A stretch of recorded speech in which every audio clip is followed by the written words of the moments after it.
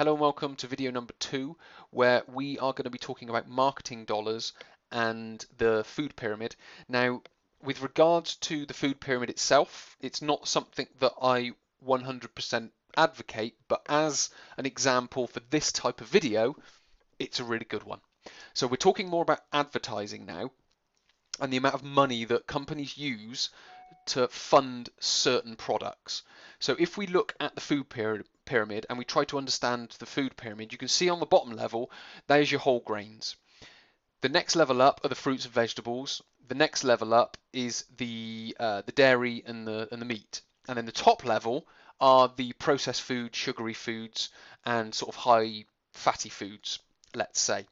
Now, you can see on there, the big triangle is at the top, or the biggest part of the pyramid is at the top, which obviously for a pyramid is usually the wrong way round. But what it's basically saying is food companies put more money into unhealthier foods than they do healthy foods.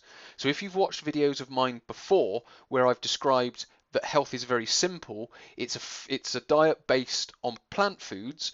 You can see the two levels at the bottom, which are the plant foods, they get the least amount of money.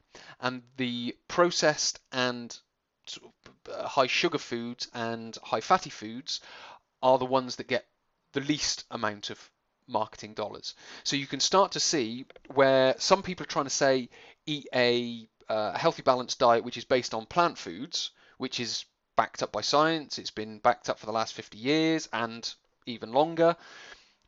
But then all they hear in advertising is eat this sugary food, eat this unhealthy food, eat that unhealthy food, eat this processed food. It's okay to eat it as part of a healthy balanced diet. But because there's such a big noise around it, people are eating more than what is in moderation, if that makes sense. So it's very much for the general public to take that into consideration. Because there's so many marketing dollars being pumped into it and the noise is so large around it, people think it's okay to eat it, but what they tend to do is eat too much of it. So it's very much just bringing it into a little bit more context and making sure your diet 80 or 90% of the time is based on whole plant foods. You then eat your meats and dairies around it, and then you have a couple of portions of sugary foods, if that's what you want to do, a couple of times a week.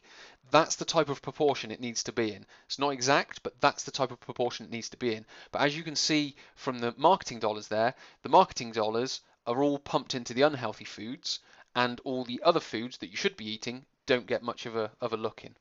So hopefully that brings a little bit more context and objectivity around the food industry advertising and what it's trying to do with regards to influencing what you eat. So you've got to then take the responsibility and the accountability on yourself to monitor your food, make sure you're eating the right foods, and seeing your health benefits off the back of that.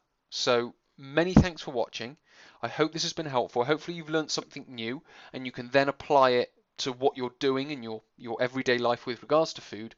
And I will speak to you in a future video.